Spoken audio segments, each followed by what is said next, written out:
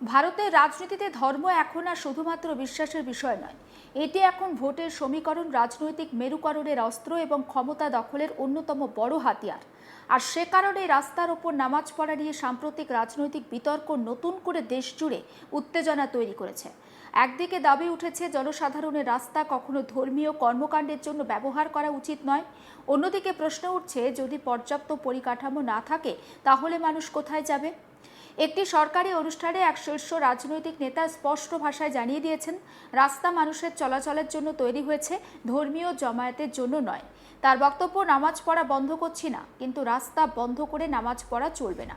শুধু তাই নয়, তিনি আরও হুঁশিয়ারি দিয়েছেন, বোঝানোর পরেও যদি পরিস্থিতি না বদলায় তাহলে প্রশাসন কঠোর পদক্ষেপ নেবে। আর এই মন্তব্যের পরে দেশ জুড়ে শুরু হয়েছে তুমুল রাজনৈতিক চর্চা। আর এই বিতর্কের কেন্দ্রে রয়েছেন যোগী আদিত্যনাথ। তার বক্তব্য ঘিরে সমর্থন যেমন এসেছে তেমনই উঠে এসেছে তীব্র সমালোচনাও। বিরোধীদের অভিযোগ, একটি মুসলিম সম্প্রদায়কে নিশানা করে বিভাজনের রাজনীতি। অন্যদিকে বিজেপি তাদের সমর্থকরা বলছেন এটি আইন শৃঙ্খলা, জনস্বার্থের প্রশ্ন হচ্ছে তাহলে আসল সত্যিটা কি?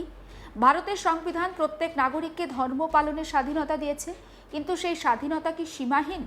কোনো ধর্মীয় আচরণের কারণে যদি সাধারণ মানুষের চলাচল ব্যাহত হয় তাহলে প্রশাসনের কি হস্তক্ষেপ করার অগ্রাধিকার নেই?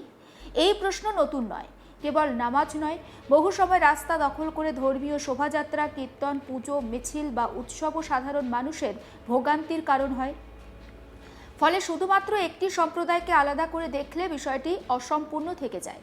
কিন্তু যোগী আদিত্যনাথের বক্তব্যের রাজনৈতিক তাৎপর্য অন্য জায়গায়। কারণ উত্তরপ্রদেশের রাজনীতি বহু বছর ধরে হিন্দু মুসলিম মেরুকরণের ওপর দাঁড়িয়ে। বিজেপি খুব ভালো করেই জানে ধর্মীয় ইস্যু যত সামনে আসবে ততই তাদের মূল ভোট ব্যাংক আরও সংহত হবে। তাই রাস্তায় নামাজ নিয়ে মন্তব্য শুধুই প্রশাসনিক ব্যর্থতা নয়, এটি রাজনৈতিক বার্তাও। যোগী আদিত্যনাথের ভাষণেই সেই কৌশলের স্পষ্ট ছায়া রয়েছে। তিনি শুধু রাস্তার নামাজ নিয়েই থামেননি, জনসংখ্যা নিয়ন্ত্রণের প্রসঙ্গও টেনে এনেছেন।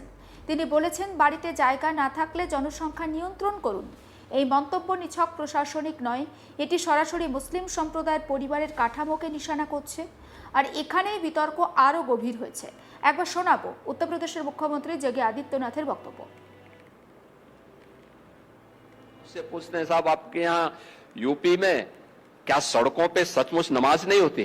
मैं कहता हूं कतई नहीं होती है, आप जाके देख लो। अरे सड़कें चलने के लिए है या कोई भी व्यक्ति आकर के चौराहे पे आके तमाशा बना देगा? क्या अधिकार है उसको सड़क रोकने का? आवागमन बाधित करने का कौन सा अधिकार है? जहां उसका स्थल होगा वहां जाके करे। उन लोगों ने मुझसे कहा साहब कैसे होगा, हमारी संख्या ज्यादा है। हमने कहा शिफ्ट में कर लो, तुम्हारे घर में रहने की जगह नहीं है तो भाई संख्या नियंत्रित कर लो, और नहीं है सामर्थ्य क्यों बेकार आगे संख्या बढ़ाई जा रहे हैं? सड़क चलने के लिए एक आम नागरिक के, एक बीमार व्यक्ति के लिए, एक आम नागरिक के लिए, एक कामगार के लिए, एक कर्मचारी के लिए, एक सामान्य नागरिक के लिए, एक व्यापारी के लिए हम सड़क को बाधित नहीं करने देंगे। प्यार से मानेंगे ठीक बात है, नहीं मानेंगे तो दूसरा तरीका अपनाएंगे। हमारा काम है संवाद बनाना है।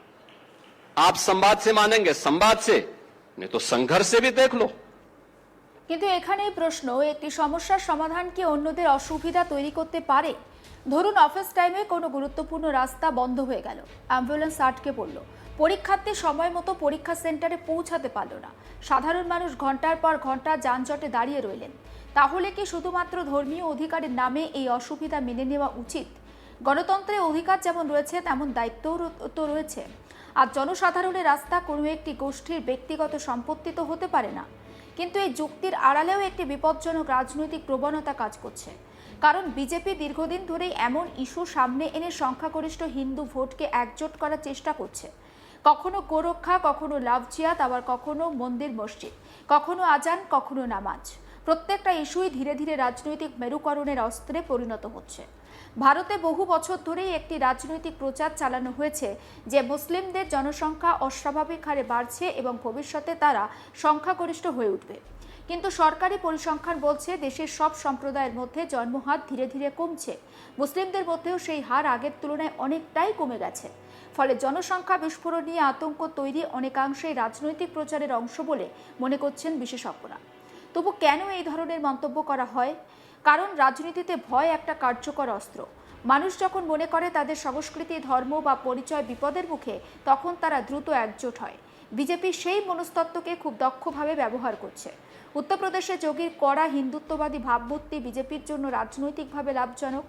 তিনি যত বেশি বিতর্কিত মন্তব্য করেন, তত বেশি তার সমর্থকরা তাকে হিন্দুদের রক্ষাকর্তা হিসাবে দেখতে শুরু করেন।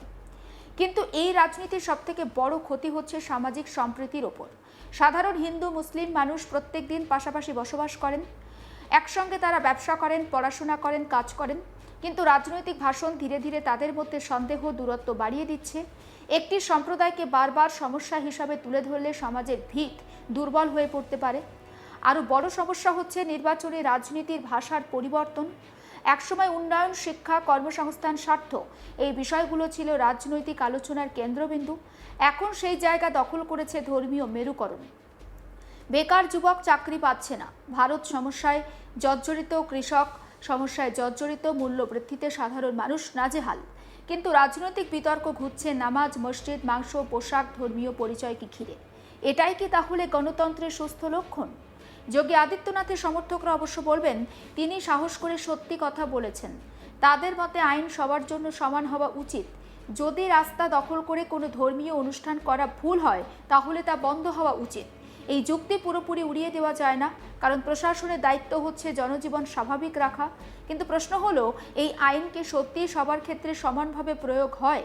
অনেক সময় দেখা যায় বড় বড় ধর্মীয় শোভাযাত্রা, রাজনৈতিক মিছিল বা উৎসবের জন্য ঘন্টার পর ঘন্টা রাস্তা বন্ধ থাকে। তখন প্রশাসনের কড়াকড়ি ততটা চোখে পড়ে না। ফলে সংখ্যালঘু সম্প্রদায়ের মধ্যে এই ধারণা তৈরি হয় যে আইন বেছে বেছে প্রয়োগ করা হচ্ছে, আর সেখান থেকে জন্ম নেয় ক্ষোভ, অবিশ্বাস। ভারতের মতো বহু ধর্মীয় দেশে প্রশাসনের সবথেকে বড় চ্যালেঞ্জ হচ্ছে ভারসাম্য বজায় রাখা। একদিকে জনস্বার্থ রক্ষা করতে হবে, অন্যদিকে ধর্মীয় স্বাধীনতার সম্মানও রাখতে হবে। এই ভারসাম্য নষ্ট হলেই সমাজে উত্তেজনা বাড়ে। যোগীর বক্তব্যের পর মিম নেতা ওয়ারিস পাঠান তীব্র প্রতিক্রিয়া জানিয়েছেন। তিনি বলেছেন যে রোদে বৃষ্টিতে কেউ শখ করে তো রাস্তায় নামাজ পড়ে না। ঠিক কি বলেছেন মিম নেতা, একবার শোনাই। किस तरह का भाषा का प्रयोग आप कर रहे हैं? आप एक राज्य के चीफ मिनिस्टर है, मुख्यमंत्री हैं आप। देखिए, किसी को रास्ते पे धूप में, बारिश में नमाज पढ़ने का शौक नहीं होता। ये तो मस्जिद में जगह नहीं होती है, उसके कारण कोई 5 मिनट नमाज पढ़ लिया रास्ते में तो आपको तकलीफ हो जाती है क्या? मगर यहाँ पे इस तरह की भाषा का इस्तेमाल करना कि नहीं, फिर हमको हम हमारे हिसाब से करें, क्या करेंगे? आप सबको मार डालेंगे? क्या करेंगे? सबको गोली मार देंगे? क्या करेंगे आप? मैं तो चाहूंगा मोदी जी देखिए, सुनिए आपके मुख्यमंत्री क्या अल्फाज इस्तेमाल कर रहे हैं। क्या यही आपका सबका साथ, सबका विकास, सबका विश्वास? সমস্ত আপডেট পৌঁছে দিতে থাকবো আপনাদের কাছে। নজর রাখুন আজ তাক বাংলা, সাবস্ক্রাইব করতে ভুলবেন না।